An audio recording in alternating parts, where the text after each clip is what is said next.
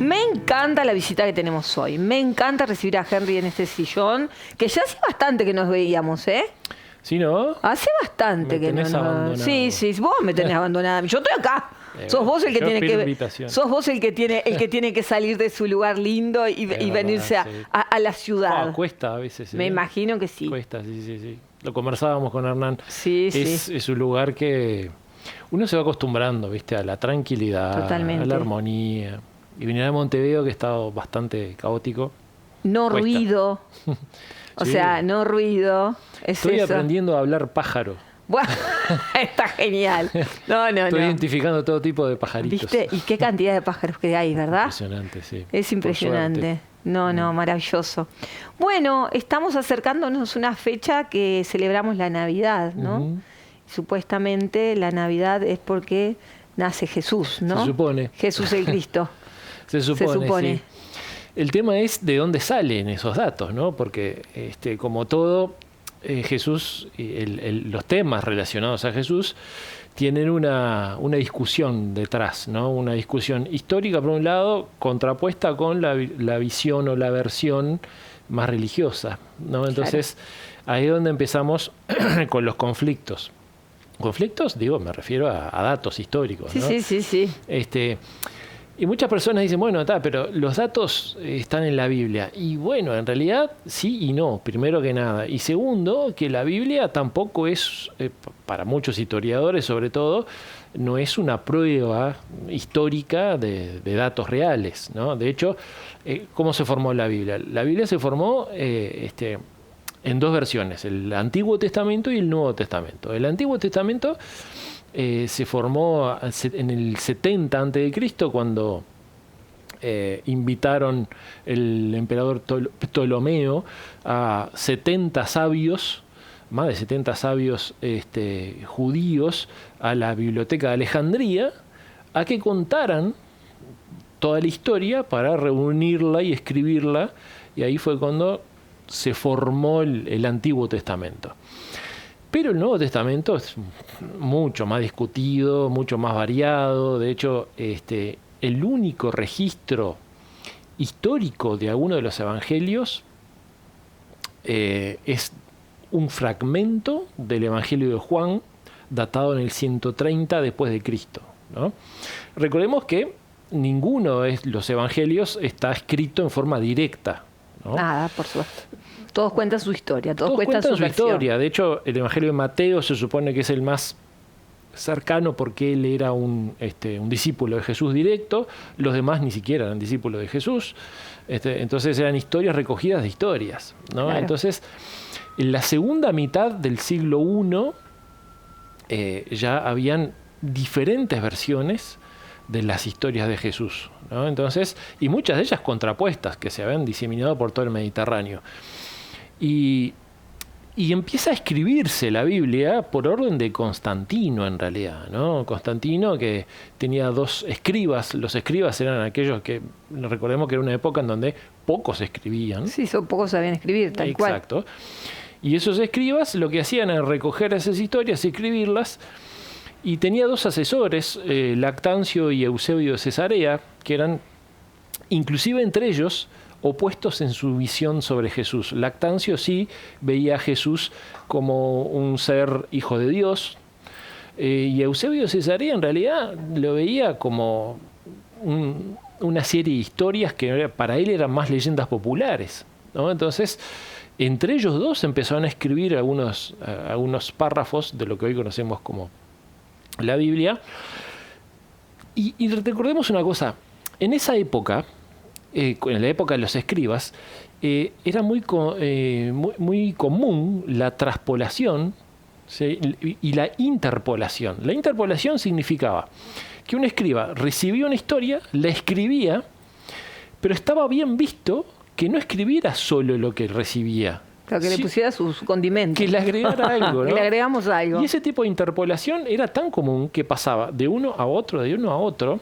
Sí, voy a hacer cualquier cosa. Entonces era el famoso teléfono descompuesto, que para el 350, que se reunió una serie de escritos que dieron forma a la Biblia en el concilio de 397, se decidió que varios de esos escritos compusieran el Nuevo Testamento, y se descartaron otros por considerarse apócrifos y que no tenían muchos datos. De hecho, en los escritos apócrifos hay muchos datos que son geniales, ¿no? Claro. Hay algunos que son hasta curiosos. En uno de los evangelios apócrifos, que no me acuerdo cuál era, de Tomás creo que era, en un momento Jesús, hijo de Dios, jugando con un amiguito, lo mata. Y María se supone que enojada, ¿cómo vas a matarlo? No sé cuánto, y lo obliga a resucitarlo. Esto está en un evangelio apócrifo, ¿no? Entonces, es una visión de Jesús como mucho más Claro. extraña, ¿no? Exacto. Pero Capaz de matar, capaz, ¿no? Capaz de matar también. Capaz de matar Más y mucho más Sí, humano, pero con poderes, ¿no? Parece Sí, como sí, una como- película, Sí, ¿no? sí, como Pero- ciencia ficción. Pues ciencia ficción, sí. Bueno, tal vez por esas razones quedaron descartados como evangelios canónicos y quedaron como Claro. apócrifos, ¿no? Pero bueno, lo cierto es que esas traspolaciones e interpolaciones dieron una serie de datos que hoy por hoy no se los considera históricos, ¿no? Y ahí pasamos al otro tema, ¿no? El tema de cuándo nació Jesús, Claro. ¿sí? ¿Qué registros hay? Hay un par de registros en la Biblia. En caso de que hubiera existido. En caso que hubiera existido, más allá de que hoy por hoy ya los científicos, inclusive los historiadores, llegaron a la conclusión de que en un 95% existió. Hay una figura que fue Exacto, Jesús. sí. Que se le hayan agregado, quitado aspectos, es otra cosa. Pero bueno, hay en O que se general haya un utilizado consenso. a la mejor manera lo que él hizo también. Y sí, Claro. claro. Y ahí es donde se opone un poco la visión con la de los religiosos, ¿no? Claro. Hay dos referencias en la Biblia acerca del posible nacimiento de Jesús. Uno tiene que ver con el rey Herodes. El rey Herodes, que hay una historia ahí con el tema del rey Herodes, que cuando se entera del nacimiento de Jesús, manda a matar a todos los niños de hasta 2 años, ¿no? Es curioso eso porque en realidad es una historia similar a la de Moisés, que cuando nació el faraón mandó matar a todos los niños de 2 años, entonces parece muy copiada de esa situación. Inclusive hay un historiador, Flavio Josefo, que si hay algo que hizo en la historia fue darle palo a Herodes, ¿no? Todo lo malo que hizo Herodes Lo mostró. lo mostró. Pero sin embargo eso no lo cuenta, eso de que mandó matar a todos los niños. Entonces, la razón más sencilla para que no haya dicho eso Flavio Josefo es porque no pasó, nunca. Claro. Entonces, ahí empieza a cuestionarse la fecha de nacimiento en época de Herodes. Pero hay otro dato que aparece en la Biblia asociado al nacimiento de Jesús, que es el momento de un censo que se hizo en la provincia de Siria, lo que hoy se conoce como Siria, que en ese momento era una provincia romana. Y cronológicamente esos datos no coinciden. Hay unos 7 años más o menos de diferencia entre uno y otro.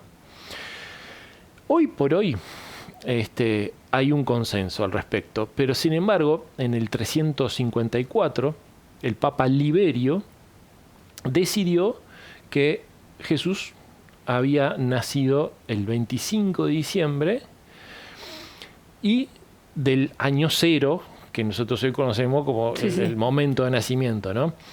Pero esos datos también se lo encargaron a un monje que se supone que era muy erudito, Dionisio el Exiguo se llamaba. Dicen los historiadores que seguramente le decían el Exiguo porque era muy chiquito. Y él, como era un erudito, fue contratado por la iglesia, por el Papa, para que descubriera la fecha de nacimiento de Jesús. Y él fue el que dijo que nació en lo que hoy conocemos la fecha correspondiente hace 2021 años. Pero sin embargo hubo una serie de errores en sus datos, ¿no? Hoy por hoy la ciencia ha descubierto que el dato más cercano, por datos climatológicos y también por unos datos astronómicos, sobre todo por un cometa que estaba pasando en esa época. Claro, que sería el que siguiera. Exacto, que aparece en el Evangelio de Mateo inclusive. Claro. Habría sido entre marzo y el 4 de mayo, o sea, todo marzo o todo abril, o hasta el 4 de mayo de el año 5 antes de Cristo. Claro. Es curioso decir antes de Cristo, el nacimiento de Cristo. Sí, sí, ¿no? sí, pero sí. Y viste que astrológicamente cuando uno busca las eras y se marca como una era, es más o menos 6, 7, 5 años antes, pero también nosotros en qué día estamos, o sea, ¿no? O sea, ¿qué día estamos? Refiere a, el calendario ha sufrido tantas modificaciones que no sabemos ni en qué día vivimos. Exacto. Bueno, de hecho Dionisio el Exiguo se guió en un calendario lunar para hacer los cálculos, porque el solar ya sabemos que es imperfecto. Claro. ¿no? Entonces hay un corrimiento que se va sumando continuamente. Todos los días, todos los años, perdón. Ahora, más allá de eso, el Papa Liberio también intentó tapar algunas fiestas paganas, como ha pasado en la historia del cristianismo, calmar algunas fiestas paganas que sucedían el 25 de diciembre. El 25 de diciembre, en realidad, lo que se festejaba en el Imperio Romano eran las Saturnalias, que tenían que ver con el dios Saturno, y que era una celebración imponente para la sociedad romana, ¿no? Que incluía muchas cosas buenas, pero también unos permisos morales que daban un contexto bastante extraño, cosa que preocupaba inclusive a la Iglesia. Y ahí fue cuando decidieron, bueno, entonces vamos a meter el 25 de diciembre, que también se celebraba el nacimiento del Sol Invicto, que tiene que ver también con temas... Con los solsticios. Y los solsticios. Impusieron ahí el 25 de diciembre el nacimiento de Jesús. Pero fue una decisión política. Claro. ¿Sí?